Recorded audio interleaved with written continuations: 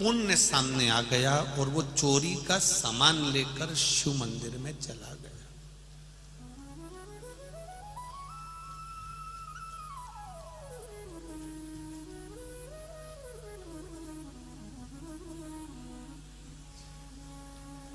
चोरी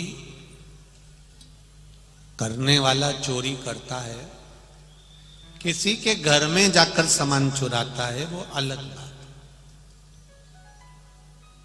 पर चोरी करने वाला जब किसी सत्संग में, भजन में, पुराण में जाकर अगर चोरी करता है तो वो अपनी एक पीढ़ी को नहीं, ना जाने कितनी पीढ़ियों को नरक में ले जाकर पटक देता है, ना जाने कितनी पीढ़ियों को कैद में ले जाकर छोड़ देता है।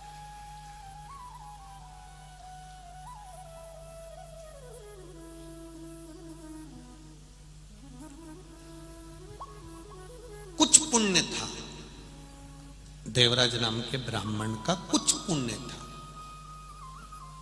और जब वो कुछ थोड़ा सा पुण्य प्रबल हुआ तो वो चोरी का सामान ले जाकर शिव मंदिर में बैठा।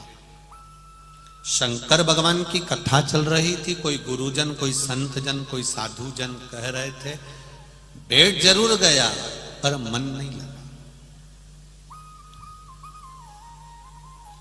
शरीर पहुंच गया।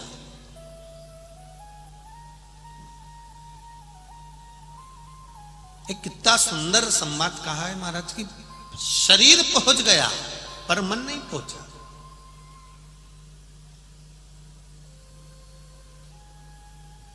एक बात कही, एक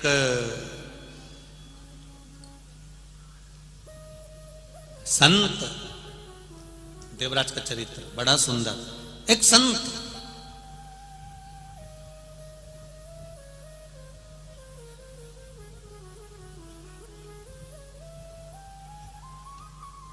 अपनी कुटिया में बैठे हैं, अपने नगर में, अपने गांव में, अपने कस्बे में बैठे हुए, और उसी कस्बे में, उसी गांव में, उसी नगर में एक वेश्या आकर रहने लगी। बड़ी सुंदर थी, उसके चेहरे पर बहुत चमक थी, बड़ी सुंदर।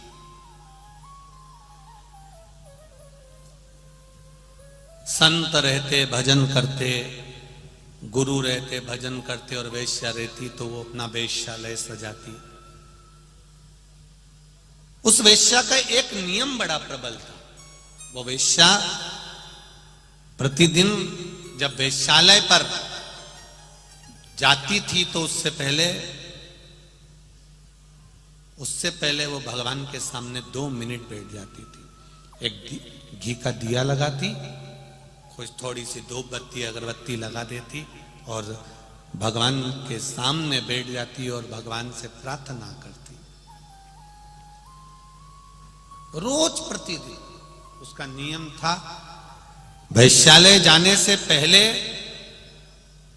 करने से पहले भगवान के मंदिर में जाकर रोज अपने घर के अंदर जो मंदिर था उस मंदिर में रोज जो भगवान शंकर बैठे थे, भगवान हरि विठल, राम कृष्ण पांडुरंगा जो बैठे थे, उस वेश्या ने उनको नमन करना प्रारंभ किया। प्रतिदिन प्रणाम करती है, नमन करती है, प्रतिदिन विनती करती है। 5 मिनट भगवान की आराधना कर कर फिर वो वेश्यालय में जाती।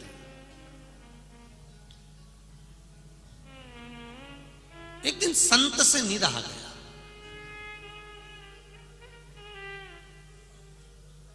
साधु से, संत से, जो अपने गांव में, कस्बे में रहता था, नगर में रहता था, वो वैश्या को बुलवाया और वैश्या को बुलवाकर उसने कहा, तुम वैश्या हो, मना नहीं है, पर आपसे एक विनती करना चाहता हूं। संत बोले, साधु बोले, गुरु बोले, मैं एक विनती करना चाहता हूं।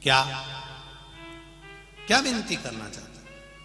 क्यों वेश्यावृत्ति करती हो? ये भगवान ने इतना मूल्यवान शरीर दिया है, इस शरीर को क्यों नष्ट करना? भगवान का भजन करो, उनका स्मरण करो।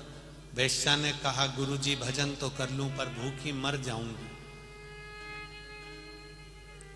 इस शरीर के चक्कर में तो मुझे भोजन मिल रहा है, भूखी मर जाऊंगी। संत ने कहा उसने अगर पेट दिया है तो भरेगा भी वही। तुम मेरा कहना मानो और ये वैश्यावृत्ति छोड़ दो, हमारा गांव भी अच्छा हो जाएगा। क्यों इस शरीर को तुम नष्ट कर रही हो? इस शरीर से भजन करो। वैश्या ने कहा गुरुजी अगर आप कह रहे हो तो मैं इस शरीर से अब भजन करूंगी। छोड़ दिया उसने। 4 महीने तक वैश्या के पास में जितना धन था 4 महीने अच्छे से चला। चलने के बाद में वैश्या के पास अब धन खत्म हो गया, रखा हुआ जो धन था वो समाप्त हो गया। वैश्या भूखी रहने लगी। सुबह शाम दोपहर किसी की यहाँ मांगने भी जाए तो कोई ना दे। ये तो वैश्या। दरवाजा बंद कर ले लोग, गेट बंद कर ले।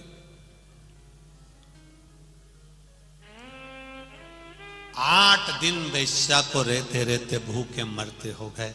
गुरुजी के पास पहुंची, गुरुदेव मेरा पेट नहीं भरा रहा, मैं क्या करूं, भूखी मर रही हूं, 8 दिन हो गए। गुरुजी कहे जिसने पेट दिया है वही भरेगा, तो उसके भरोसे पर रहे। वैश्या ने और 4 दिन निकाले। जब भूखी ज्यादा ही रहने लगी तो बीमार पड़ने लगी। उसने सोचा क्या करूं, मैं तो जो करती हूं वही करूं, और उसने अपना फिर वापस वही धंधा चालू कर दिया, वही वेश्यालय चालू कर दिया। फिर लोग आने लगे। रोज उसका जो नियम था भगवान के भजन का वो करती। 2 साल हो गए, गुरुजी के प्राण छूट गए, वैश्या भी मर गई। गुरुजी मरे, वैश्या मरी, दोनों के प्राण छूट गए। दोनों धर्मराज के पास गए। धर्मराज के पास गए तो धर्मराज ने कहा वैश्या से कि तुम बैकुंठ चली जाओ, और गुरु से कहा तुम नरक चले जाओ, नरक जाओ।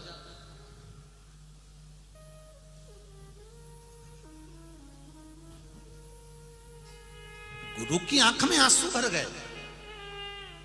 मैंने प्रवचन दिया, ज्ञान दिया, लोगों का जीवन सुधारा, प्रवचन करता था मैं, कथा करता था मैं, सत्संग करता था मैं, ना जाने कितने लोगों को मैंने राय दी, ज्ञान दिया, और तुम मुझे नरक भेज रहे।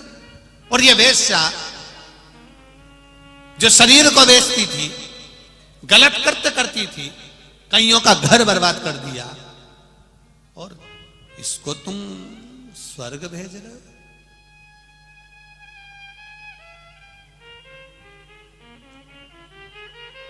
धर्मराज ने कहा ये देवलोक है, यहां पर कोई भी निर्णय, कोई भी स्थान ऐसे ही नहीं दिया जाता। यहां बड़ा सोच समझ कर निर्णय दिया जाता है, बड़ा सोच समझ कर स्थान दिया जाता है। इस वैश्या के कर्म के अनुसार वैश्या को फल मिला है, और तुम्हारे कर्म के अनुसार तुम्हें फल मिला।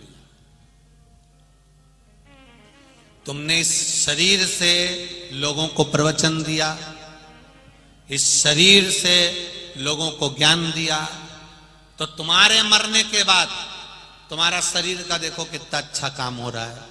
शरीर को सजाया गया है, इत्र लगाया गया है, खूब सजा धजा कर, डोली में सजा कर समाधि दी जा रही है। बाद में समाधि तैयार हो जाएगी, उस समाधि का पूजन चालू हो जाएगा। तुम्हें जिंदगी भर लोग तुम्हारे शरीर को पूछेंगे, क्योंकि तुमने शरीर से जो कुछ किया वो शरीर से किया। और वेश्या ने शरीर से जो करा है, उसका शरीर देखो, कोई छूने को तैयार नहीं है, कोई अंतिम संस्कार करने को तैयार नहीं है। कुत्ते नोच रहे हैं, पक्षी खाएंगे। संत तूने प्रवचन दिया, गुरु तूने शरीर से प्रवचन दिया, शरीर से प्रवचन दिया, तो तुम्हारा शरीर संसार के लोग पूज रहे हैं, इत्र लगा रहे हैं, समाधि बना रहे हैं, पूजन कर रहे हैं। वेश्या ने शरीर का प्रयोग करा तो वेश्या का शरीर कुत्ते नोच रहे हैं, पक्षी खा रहे हैं, ये शरीर का भाव। पर वेश्या शरीर संसार को देती थी और मन भोलेनाथ को देती थी, परमात्मा को देती। और महात्मा जी तुम शरीर संसार को देते थे, ज्ञान देते थे, अच्छा बोलते थे, भजन करते थे, प्रवचन करते थे, लोगों को समझाते थे, पर कभी इस मन को तुम भोलेनाथ तक लेकर नहीं गए, इस मन को तुम परमात्मा तक लेकर नहीं गए। प्रवचन तो तुमने बहुत बड़े बड़े दिए, ज्ञान भी तुमने बहुत दिया, पर जब भी तुम बैठते थे, वेश्या के यहां जितने लोग आते थे उन्हीं का सोचा करते थे। बताओ कितना सेठ व्यक्ति वेश्या के घर जा रहा है, बताओ दिन भर वेश्या क्या पड़ा रहता है। प्रवचन भले तुम बड़े दे रहे हो, ज्ञान भी बड़ा दे रहे हो, शरीर के द्वारा तुम लोगों को समझा भी रहे हो, पर तुम्हारा दिल, तुम्हारा मन, तुम्हारी आत्मा कभी भगवान तक नहीं पहुंच पाई। दुनिया भले पहुंच गई हो, पर तुम अपनी आत्मा को परमात्मा तक लेकर नहीं जा पाए, इसलिए तुम्हें नरक भोगना पड़ रहा है। ये नरकों का खेल है।